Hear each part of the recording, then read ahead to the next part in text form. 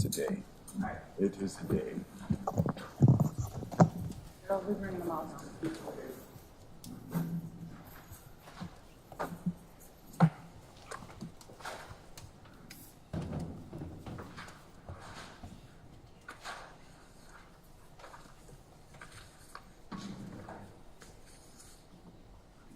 You're not gonna take long, are you? Me, I'll try not to. Yeah, okay.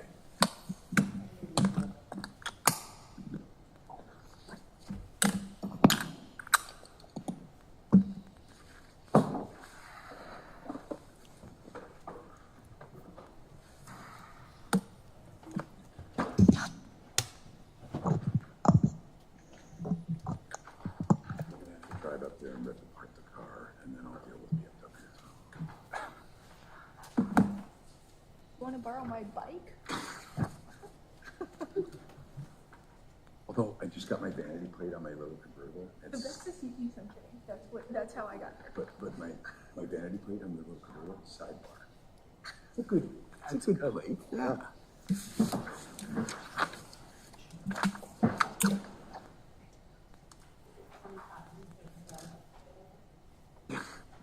My other one's litigator. Yeah, that's my other plate.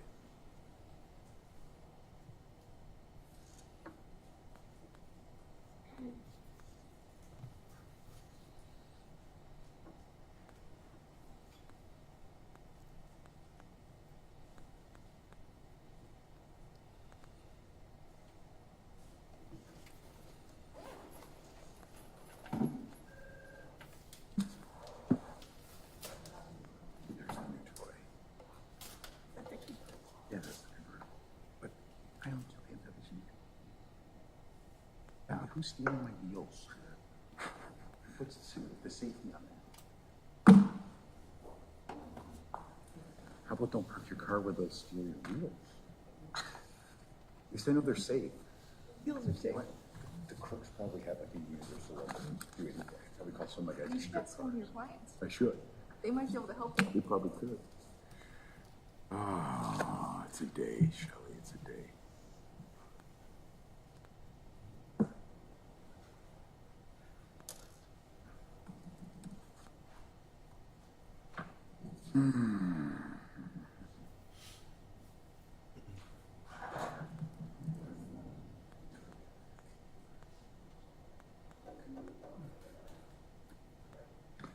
Matt, he was never out on. Looks like he was never on bail in the intimidation case, was it? He had bail, but I don't know that he was, I don't think he has an independent credit because he probably had other. Well, if she runs a concurrent, he has credit. Yeah. So she had 50,000 cash on that one.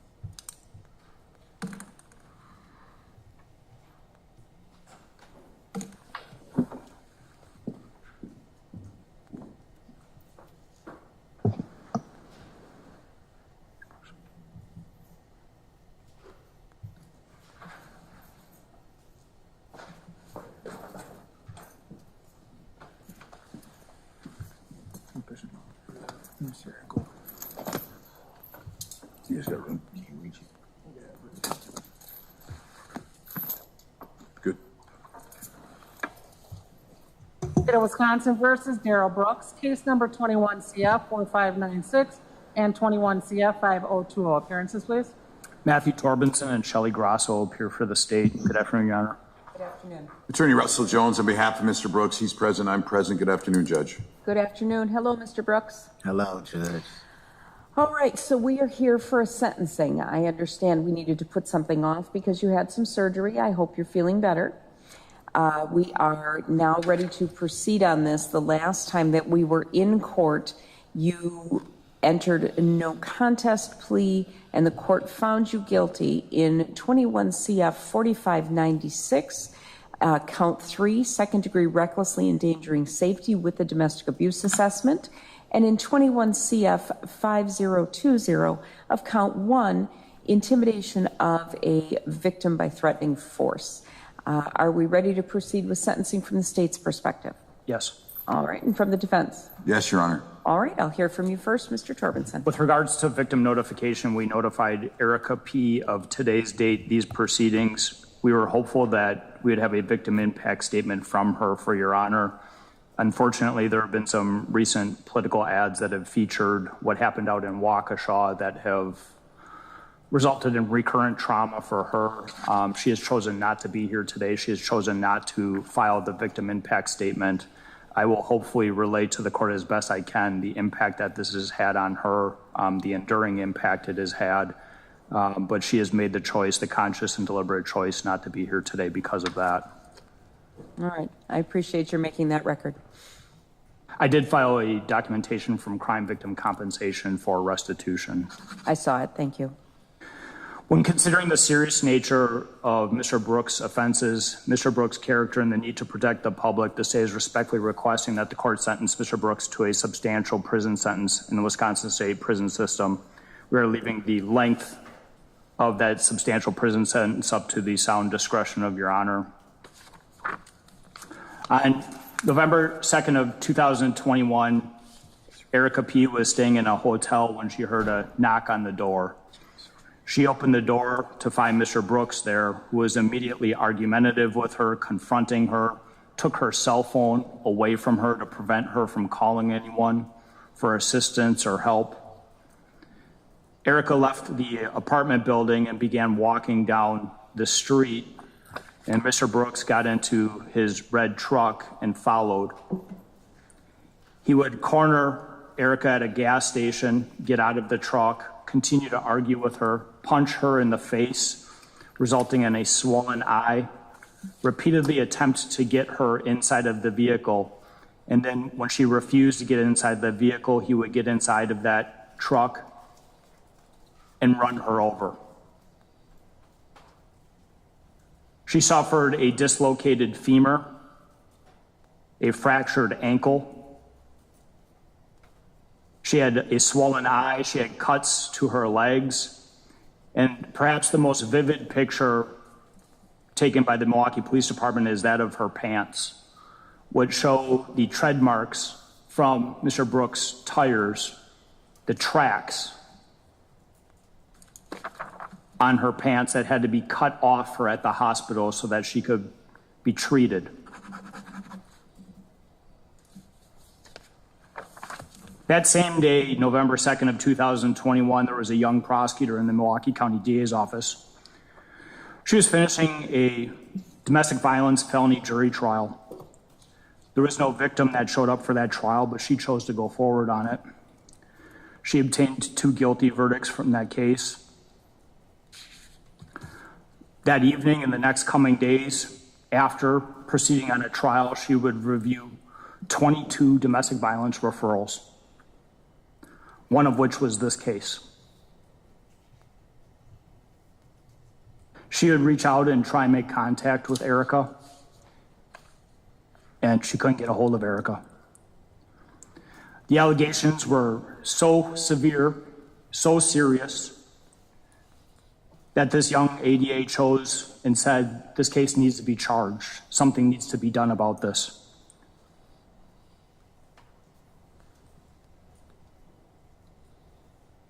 So without victim input, this prosecutor issued charges of obstructing an officer, disorderly conduct, misdemeanor battery, and second-degree recklessly endangering safety, in part because we didn't have the medical records from Erica.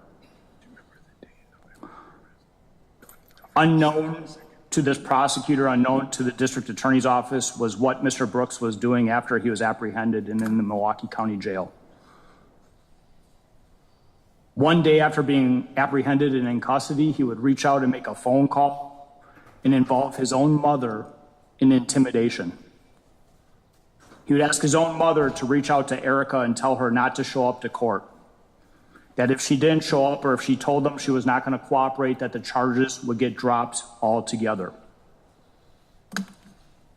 One day later, on November 4th, he would make direct contact with Erica P.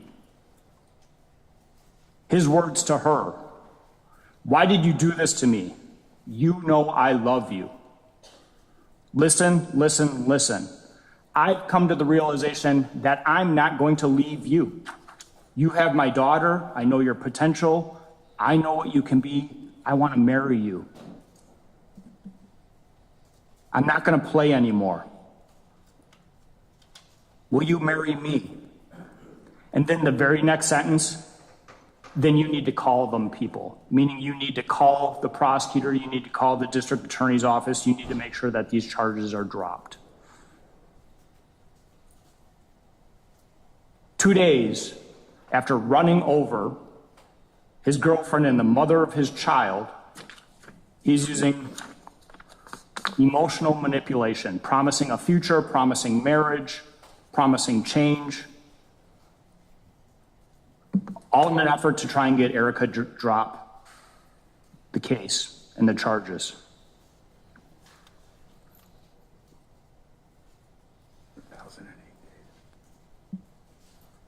And blaming her, telling her it was his fault she was facing, in his words, 60 fucking years. And telling her she should have kept her mouth shut.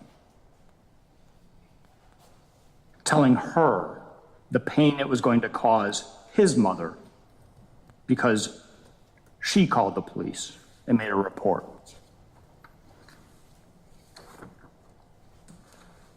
The tenor of those calls would change significantly from emotional manipulation and promises of a future to direct threats of violence. Telling Erica that he had people out in the street watching her, that if she moves, he could tell his people to move, that he could have her taken care of if she didn't make efforts to have the case dropped. Mr. Brooks is a really smart individual. He knew that her medical records would be crucial in this case. He told her not to sign a medical release. And that if she did not come to court, in his mind, there was no way that the state could prove the charges and the case would be dropped.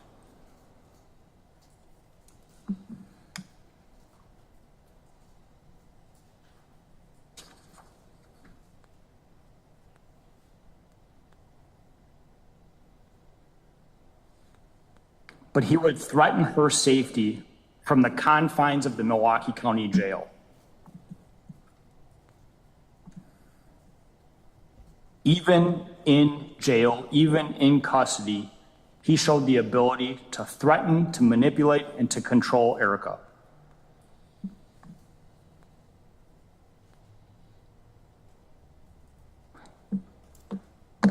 Mr. Brooks is the epitome of a domestic violence abuser. Someone who you even think when they have them locked up, they're offending and controlling.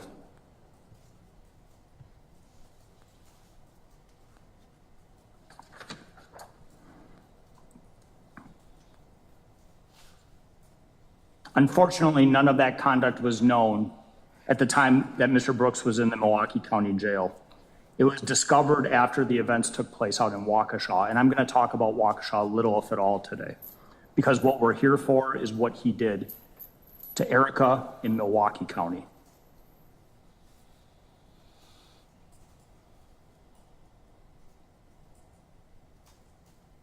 But after the events transpired in Waukesha County, investigators with the Milwaukee County District Attorney's Office went back and looked at his calls, and they found this intimidation, rampant intimidation, multiple calls taking place over a period of 10 days, all in an effort to ensure that she never came to court. All in an effort to try and escape his responsibility for his actions in battering and running her over.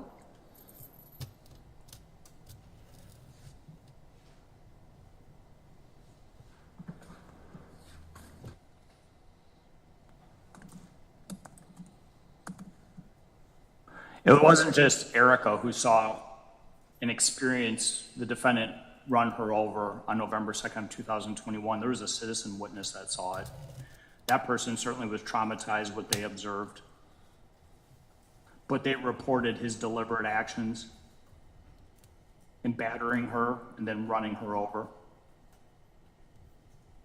This was not an accident, as Mr. Brooks would try and get Erica to portray.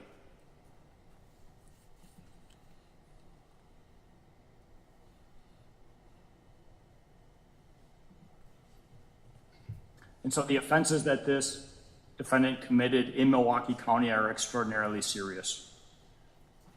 They were life-threatening for Erica. They are life-altering for Erica. They were traumatizing for Erica.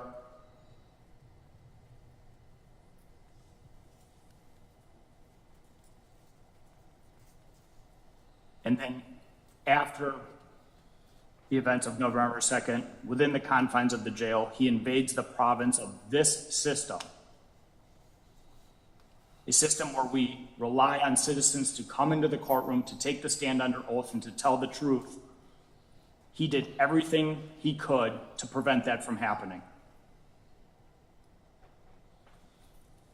All in an attempt to escape responsibility.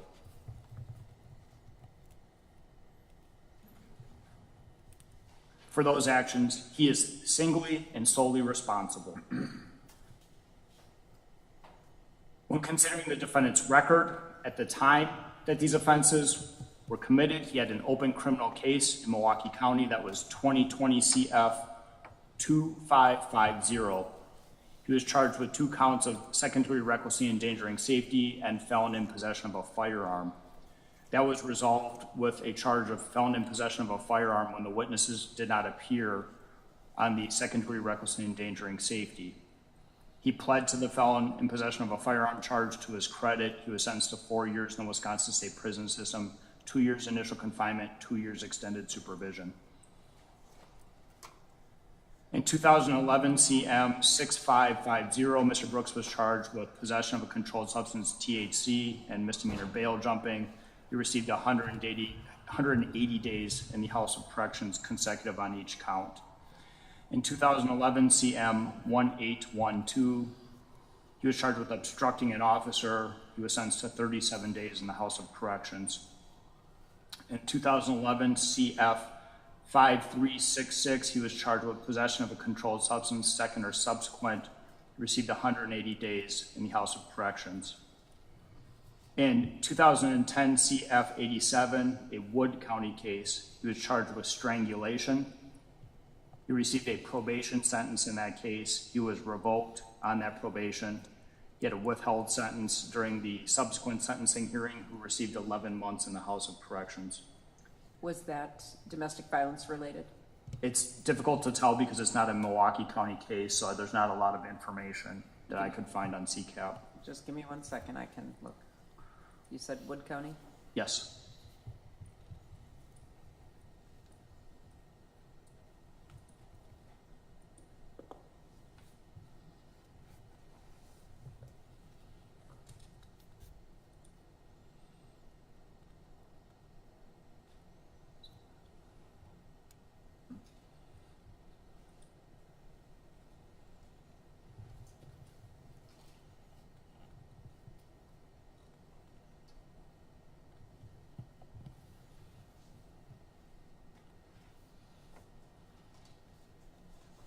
It does not appear to have the assessment, but the facts alleged in the criminal complaint do seem to indicate a personal relationship. Okay. Yeah, my client indicates it doesn't qualify under the DV statute, but it was a personal relationship. I don't know that, but I'm just letting the court know. Understood. I just read that, so it makes sense. Okay, go ahead. In 2005 CM 151, a case out of Manitowoc County, he was sentenced to 10 days in the House of Corrections. It's a misdemeanor offense. Beyond that, I forgot to write down the charge. I apologize about that. I believe it is an obstructing an officer, if my memory serves correct. In 2002 CF 936, he was charged with possession of a controlled substance, second or subsequent. It was marijuana. He received a 50-day sentence in the House of Corrections. He has a 1999 felony charge in case ending 4470 for substantial battery. He received a probation sentence. He was revoked on that probation and subsequently sentenced to 2 years in the Wisconsin State Prison System. He also has a sexual assault conviction from January 3rd of 2007 out of the state of Nevada for statutory sexual seduction is the name of the charge. Give me a second. That was the 99 case in Milwaukee? Yes.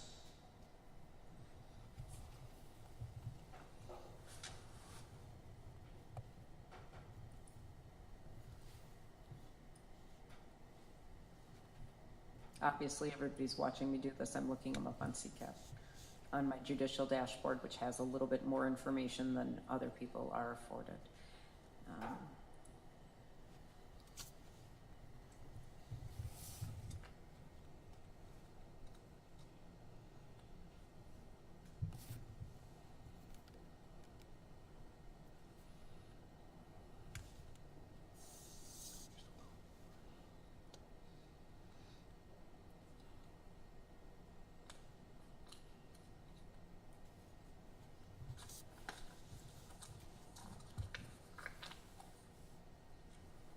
It does not appear that that has anything to do with the substantial battery. It had nothing to do with any sort of personal relationship, domestic violence, or anything like that. Okay. So that's Mr. Brooks' criminal record with regards to his character. With regards to Mr. Brooks' character, I do think it is a positive that he entered pleas in this particular case. At the point that Mr. Brooks entered pleas in this case, he had absolutely nothing to lose. He'd already been sentenced to hundreds and hundreds of years of time in the Wisconsin State Prison System out in Waukesha. And so whatever happened on this case, from Mr. Brooks' perspective, his life has already been taken away in many aspects by the sentence out in that county.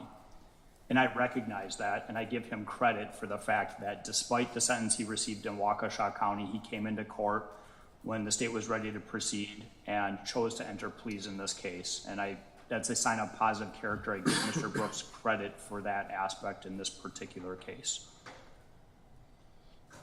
Your Honor, with regards to the need to protect the public, the state does believe that a substantial prison sentence serves the interests of the public in this case. I'm asking the court to make it a consecutive sentence, even though the sentence out in Waukesha exists, and I'm asking the court to do so for two reasons. The first reason I'm asking the court to do so is because these were separate offenses involving separate conduct, and they deserve separate punishment. That serves the interests of both specific deterrence and general deterrence. Specific deterrence and punishment for Mr. Brooks, general deterrence, so our larger community knows that when you commit separate acts, you're going to be held to account for those separate acts through the punishment. Understanding the sentence that was given out in Waukesha, I'm also asking the court to consider consecutive sentences for this reason. As a prosecutor and supervisor in the Milwaukee County District Attorney's Office, I have seen cases that decades ago have been overturned by the federal court system based on decisions regarding a person's choice to represent themselves. I am not second guessing anything that happened out in Waukesha. I'm not second guessing the timeline of events out in Waukesha, but I have concerns because Mr. Brooks' attorneys filed a motion to withdraw on September 22nd. They were allowed to withdraw on September 28th of 2022. The case proceeded to trial on October 3rd of 2022, just 5 days later. And I know from watching that case that Mr. Brooks, during the course of that trial, made some requests for standby counsel. I don't know how the federal courts will review that. I don't know how they will consider that. But I do know from the state's perspective that Mr. Brooks poses a danger. And because of that, I'm asking that these sentences be run consecutively. 10 years, other sentences Mr. Brooks is currently serving. Your Honor, for those reasons, the state is respectfully requesting that the court sentence Mr. Brooks to a substantial prison sentence, leaving the length to the sound discretion of Your Honor. The last thing I'll have the court look at are two photographs of Erica's pants that were cut off from that day, showing vividly what Mr. Brooks did with his automobile.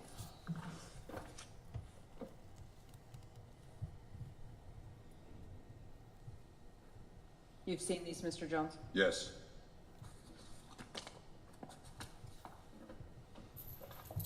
All right. I've taken a look. Thank you. Okay, go ahead, Mr. Jones. Well, look, I mean, the elephant in the room is what? 6 life sentences in Waukesha, right? So when we look at this, I'm not saying this is an academic sentencing, but in a large part, it becomes academic in terms of the outcome for Mr. Brooks. But I think what's interesting, and I think the state fairly points out that Mr. Brooks could have simply just had a trial, could have put the victim through more torment and torture throughout this case, and he didn't do that. He didn't do that, I think, because Mr. Brooks recognizes that these circumstances warranted him to plead guilty. Now, look, the maximum possible penalty for the court here is 10 years in, 10 years out, and I don't think a max is warranted here. I think if we looked at this case in isolation and we didn't have the Waukesha case, we'd be arguing something very different. But we do have that, and that's certainly a backdrop the court gets to consider and quite frankly should consider. But when we look at those things, I don't think these facts, setting aside Waukesha, warrants the max penalty. I don't think his criminal history prior to Waukesha, which of course these instances predate the Waukesha incident, warrant a maximum sentence. So then the question is, what do we do? Well, first of all, from an academic standpoint, we have 946 days credit on the intimidation. We have 1,008 days credit on the underlying case. 18 days of those are completely independent credit, even if you run it consecutive. In other words, from November 2nd, 2021 to November 19th, 2021, he was in on just this matter, or strike that, on just 4596, which is 18 days. He then went back in on December 20th, 2021 through today's date, which adds another 990. By my math, that's 1,008 days total. And I'm just putting that in the right spot. Then he has the 946. If you run the two consecutive, then I guess you would subsume 1,008 days on the one and then none on the other. But that's what the numbers compute to with respect to credit. With respect to this incident, it's certainly not a case where I think probation's appropriate. Obviously, you got to consider that. I think that's easily dismissed given the seriousness of the crime. I don't think Mr. Brooks would even think that this is a probation case. But I don't think it warrants the maximum. What I'm going to propose the court do is I'm going to propose the court do 4 years in and 4 years out on each case, but I think that the court run them concurrent. So that's close to the maximum on each one.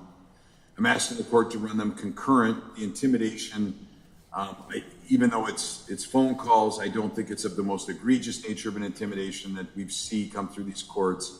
There wasn't any sort of external efforts to physically thwart the witness, or some of the times when we see those efforts, these were phone calls. I understand the state views them all clearly as manipulation, but again, they're not at the high end of the scale when we look at those types of cases. When we look at the underlying case, that one I think has some aggravating factors, and that's why I think close to the maximum is warranted of 4 in and 4 out. I think concurrent makes sense. I think running a concurrent to the Waukesha case makes sense, and I think even if you run the sentences concurrent, despite the potential concerns the state may have, and I have no idea what's going to happen in his appeals, whether they are in state court or in federal court.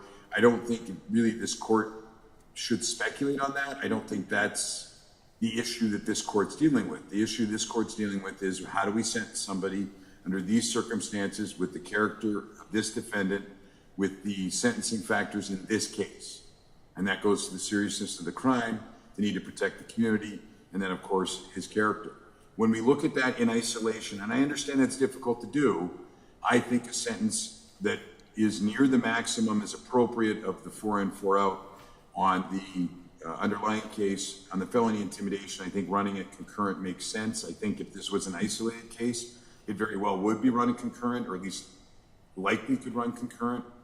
And so I don't think that we need to pile on top of that.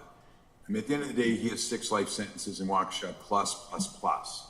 And I understand largely this might be academic, but I think that when we try and isolate each individual case for a sentencing, which we're supposed to do, that's the right sentence for this case under these facts with this defendant.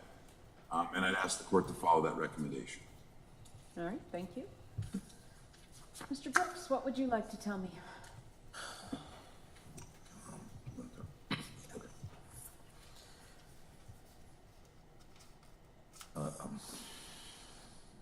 First, I just want to for how you've handled this case. It's been three long years that I've been coming before you now, and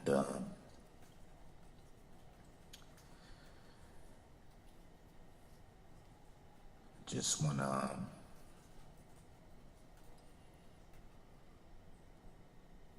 to tell you that throughout these 3 years, this matter has affected the people that matter most to me. Namely, my children too have been affected by this. It's kind of like a rift. This situation happened with, the mother of one of my children. And, coming from a broken home myself with those types of issues that, my mom went through, I think I have a better understanding at this point now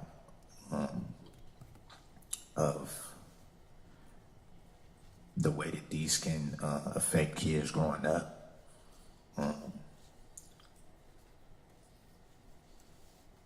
I want to say that I take responsibility for my actions fully. I'm not gonna hide behind anything. I'm a man up. And in these years, I've made the choice to look at those things and decide for myself that the cycle stops with me. I have 2 sons, and I definitely wouldn't want them to be involved in anything that would hurt people they love, or, when they have children, for their children to be hurt in those ways as well. So that's part of the reflection that I've been doing. I've also, it's been difficult because of my situation in prison to actually get things done because of my custody status, but I've taken the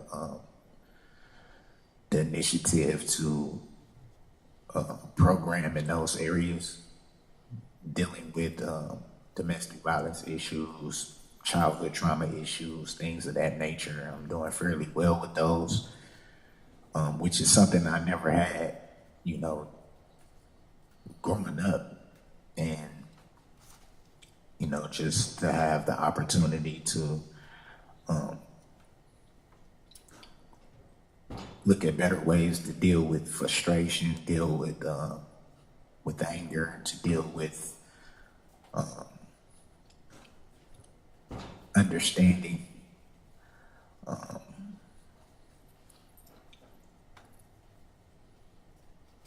I do also want to say for the record that this is the only type of domestic violence issue that I've had that was any type of personal relationship, and from the aspect of someone that I have a child with. Okay. Yeah, from that aspect. The Wood County person was a personal relationship, but you did not have children, correct? It was not somebody I knew very well. It wasn't a relationship. It wasn't a romantic relationship type of thing. You knew each other. Yeah, I'm sorry about that. We did know each other, not very well, and there was no romantic connection with that situation.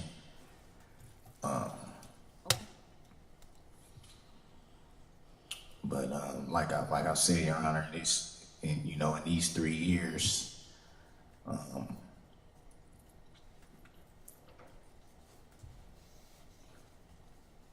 it's about trying to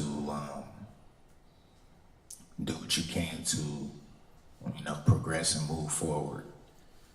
And the biggest thing for me at this point is, to move forward. I obviously can't, change the past at this point.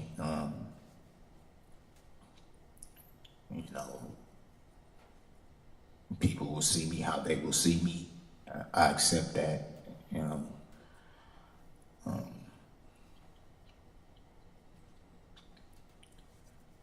but I do want to say that outside of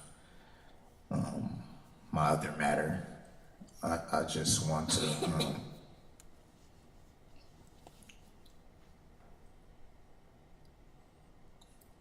not have the weight of that so much be the narrative in this. The whole time I've been coming before you, I think there was some concern about how I would present myself. I made it my point to show you that this wasn't gonna be more of the same. I've done my best to make sure that I've respected Your Honor and your court and everything like that, and to try to show the growth that I have been working on in these few years, and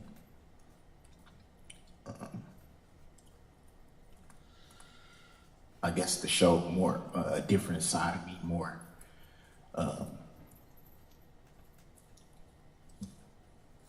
a side that I'm moving towards, the side that I'm on the path towards, and that was a goal of mine, to make sure that I didn't make your job harder than it needed to be.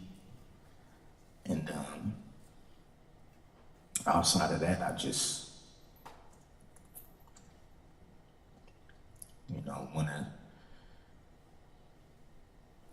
set my other matter to the side and just be fairly judged on this. And that's why I thank you for the way that you've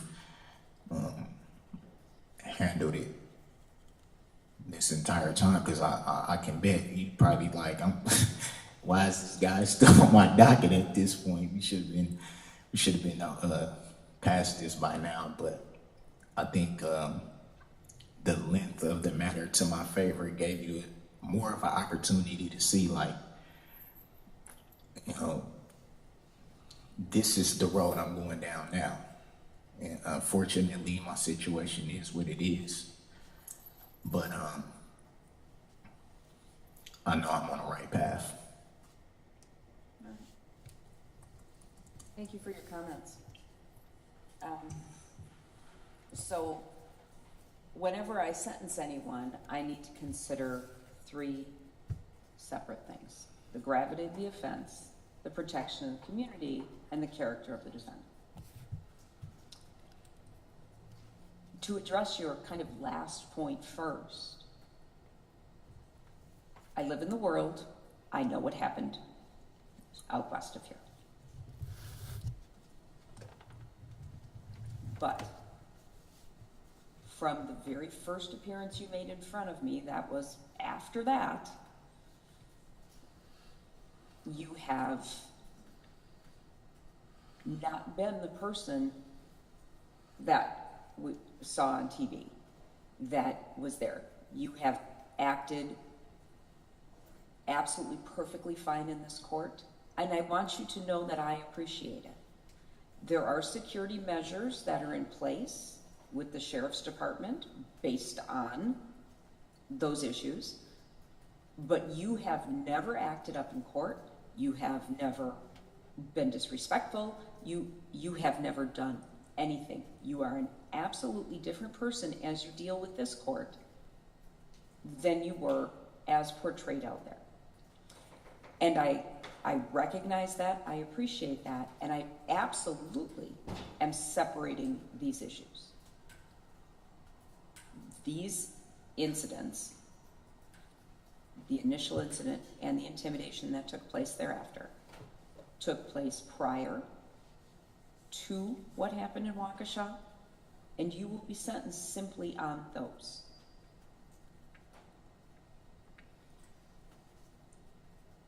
I don't ignore them, they exist.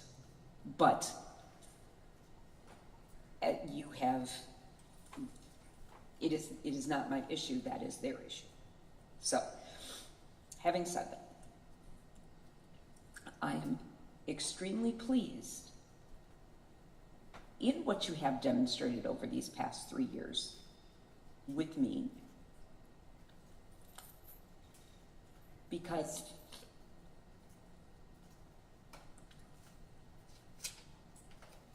I believe that you are on the path that you say that you are.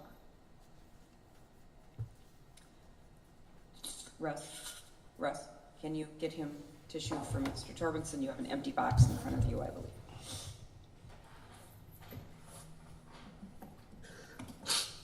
The problem is, as I have to sentence you for these offenses, I have to look at your behavior for these offenses. I have a question for you before I get to my comments from that. In looking at your record, something jumps out at me. You have a number of offenses starting in 1999 all the way up to 2011. Some gaps. What happened? What were you doing between 2011 and 2020? Did you live here? Did you live somewhere else? You don't seem to have any criminal contact. What were you doing? I did live out on the West Coast. Is that when you had that was a 2007 Nevada case? Were you in trouble out there, or were you living a... No, I was thriving, Your Honor. I was thriving.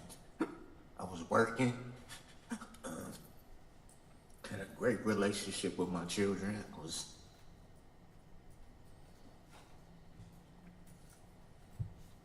How old are your children? 21, 17, 13, and my youngest daughter just turned 10 last week. Which is the one that you shared with EP? My 17-year-old daughter,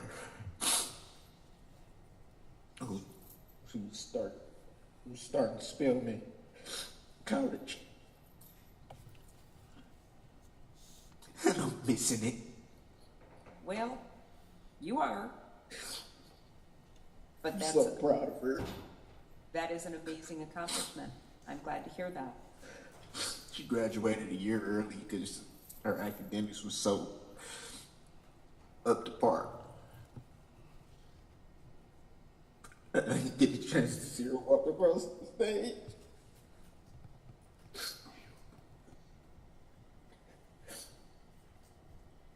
She sounds extraordinary. All right. So you were doing well. Right up until you weren't. So looking at this,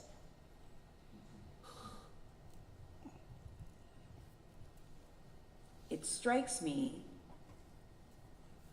that you don't have a relationship that goes on for 17 years, or roughly about thereabouts. And the very first incident of violence between the two of you results in you following her to a hotel, banging on her door, and when she tries to get away from you, following her, cornering her, punching her in the face, and ultimately running her over.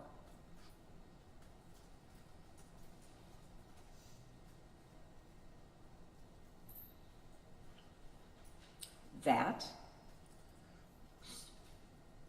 was absolutely outrageous.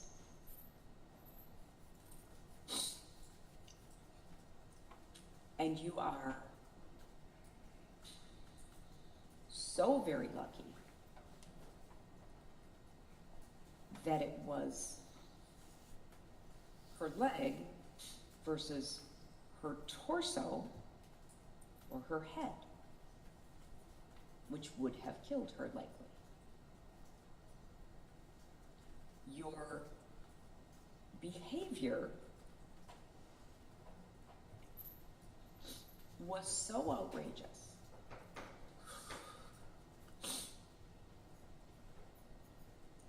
that it can't be downplayed. And I look at that in isolation. I look at that as this is someone whom you've had a long relationship with, whom you have created a child,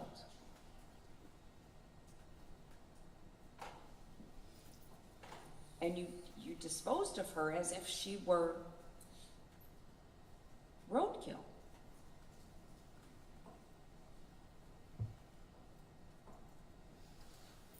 And that behavior by itself is outrageous. Then you factor in the intimidation.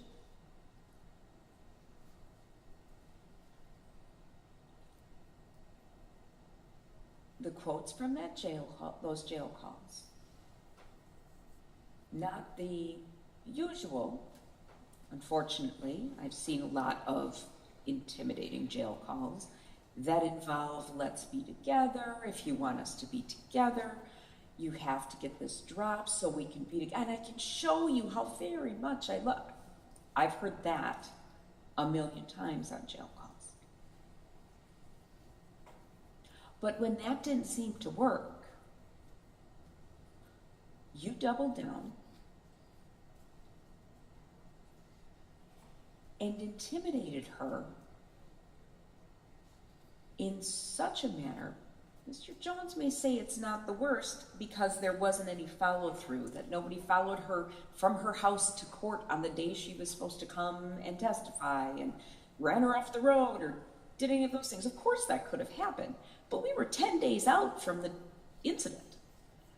There was no trial at that point. Who knows what may have happened at some point.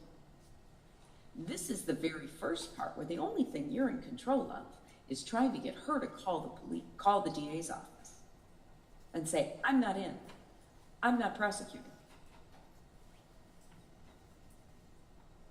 So that was what you had at your disposal,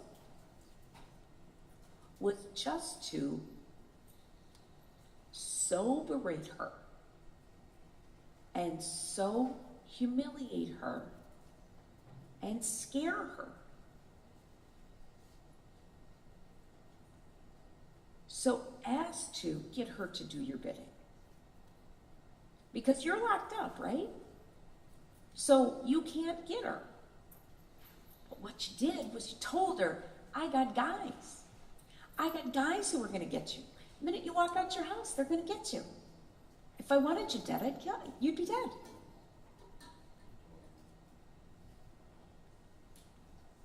That is a horrible, horrible way to live. Because she may have 99% thought you were full of it. But that 1%, when she hears a noise in the house, or sends your daughter off to school,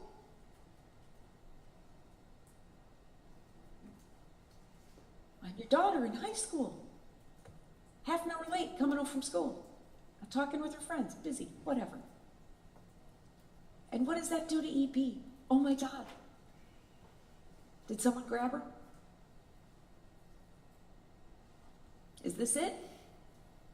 Did he call his guys? Because I didn't do his bidding fast enough.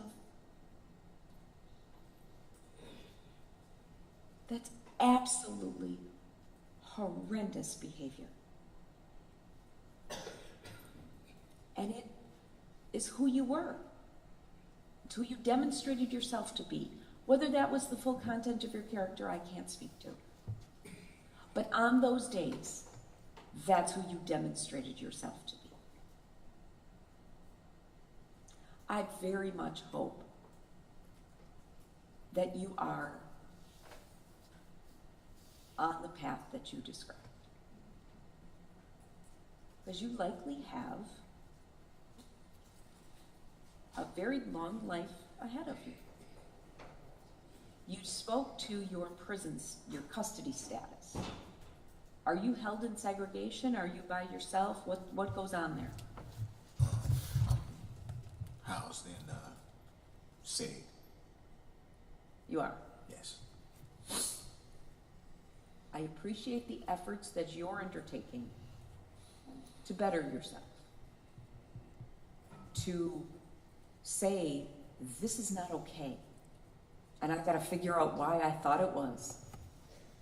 And if that is going to come through classes or anger management or reflection, as you put it, all the better. I have no idea, nor am I considering what's going to happen with appeals and all of that sort of thing. But you have to live with yourself. And getting right with yourself is going to serve you as well as humanity. So, the first thing, as Mr. Jones mentioned, is that I need to consider whether probation is appropriate. No one's asking for probation. Probation is not at all appropriate here. So I reject that. So this will be a prison sentence. You asked, and I promised that I would take this as it was for itself, and I will. This incident happened before Waukesha, and I don't mean to, by any sense, give short shrift to what happened there, but this is what is before this court. So I do believe that this is a prison sentence. I also adopt the state's theory of these are separate acts. Your behavior in what happened at that hotel and then following her to the gas station and running her over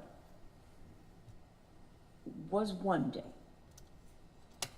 And then you came to jail. Not in the situation any further, not faced with her, not presumably in the midst of anger. You may have been angry about a variety of things, but not in a face-to-face, we're having an argument, anger. And you opted to violate the court's orders by contacting her, by contacting your mother and putting her in the middle of everything, and contacting EP directly and saying the things that you said, which were horrible. And I suspect she will never forget them.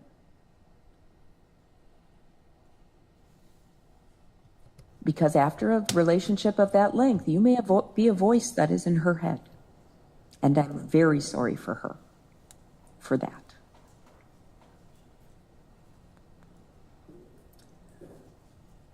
Conditions of time that you are serving will include absolutely, positively no contact with EP. You have said that your child with EP is 17 years old. The state is not seeking a no contact order with her, are you? With the child? No. No, I'm not going to do that. She's about to start college. She will be in charge of whether there will be any contact. There is a request for restitution. Have you gone over that, Mr. Jones? There's a stipulation on that. Okay. Restitution in the amount of $656.96 will be made payable to the Crime Victim Compensation Program. You will have to pay the DNA surcharge as well as the domestic abuse assessment and any mandatory costs, fees, and assessments. I'm going to waive any non-mandatory. You don't have the ability to pay any more than you are going to have to pay. So I will waive those due to your inability to pay. What I have ordered will be due and payable from your prison funds at a rate to be determined by the Department of Corrections, then will be payable as part of any sort of extended supervision that you're released on. And if you are, if it's not paid by the end of extended supervision, it will convert to a civil judgment. You are now a convicted felon. You may not possess any firearms. You cannot vote until your civil rights are restored. This was a violent felony, so you may not possess body armor. And if you violate that no contact order, you could face additional charges. I am going to order strike that. I'm going to encourage you. And I say this because of your custody status. I'm going to encourage you to participate in any sort of programming that is available to you. I'm not ordering it because it may conflict directly with your custody situation. And I don't want to put you in a situation where you cannot do something that I've ordered because of your custody situation. So I'm going to encourage you to take domestic violence intervention programming, anger management, and individual therapy. Whether that will be made available to you as part of your prison sentence, I don't know. If for some reason, I would do my part to find out. So I know you will. If for some reason you are released on extended supervision on this case and released into the community, those will revert to being suggestions to orders. Okay? Yes, ma'am. So if you're released, they will be court orders then, if you have not already completed them in your prison setting. So now I need to turn to the amount of the sentence.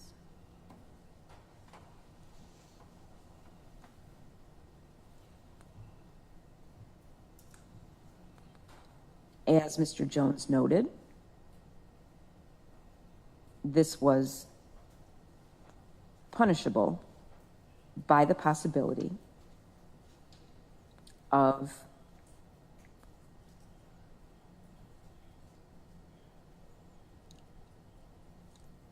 $10 initial confinement and 10 years extended supervision as totals, if I ran them consecutively.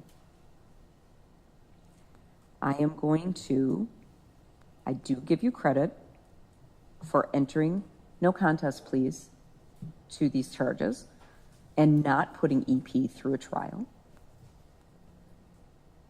I do take into account the entirety of your situation.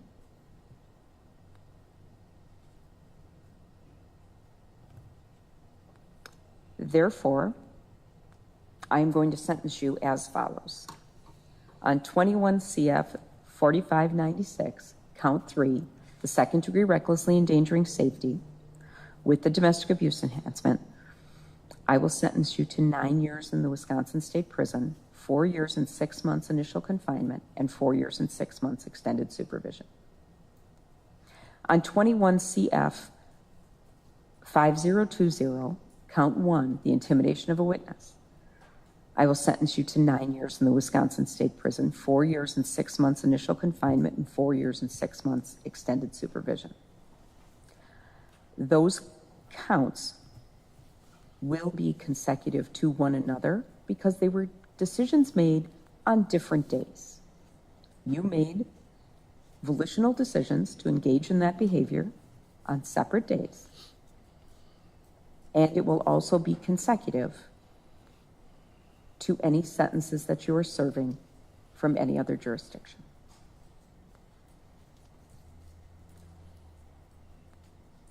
That is the judgment of the court. You do have the right to appeal my sentence, and Mr. Jones will go through those rights with you. I wish you well, Mr. Brooks. Judge, the credit? He does not have credit given the way Well, that he would have structured. 18 days credit on, 4596. yep, 21 CF 4596. 18 days independent credit on that one. Because you ran a consecutive.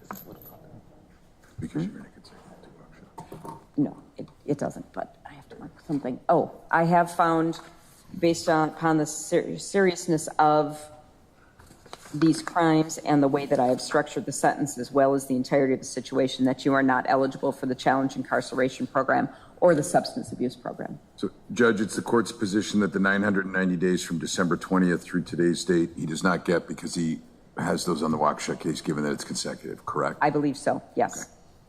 That's your order. Yeah. So I'm a little confused, Your Honor. You were held on bail on those cases, on the Waukesha cases, because you were sentenced there first. Presumably you got sentence credit on those. If I'm wrong on that, your post-conviction attorneys will file a motion. Okay. But because of the way I have structured them, that it's consecutive to those, you don't get credit twice. So I think you got credit in Waukesha, so I don't give you credit now because one comes after the other. Oh, Sans the 18 days. What? I think I was, Except for the 18 days when you were held between the time you were arrested and you bailed out.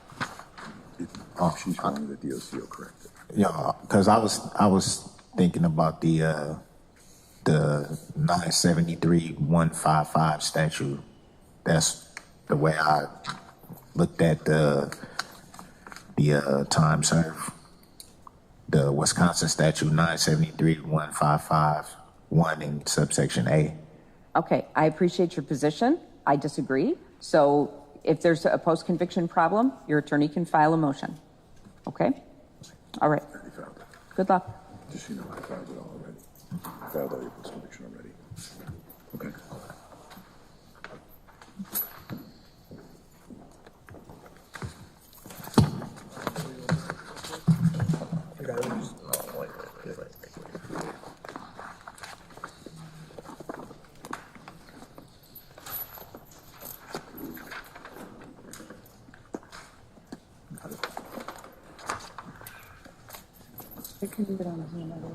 Yep.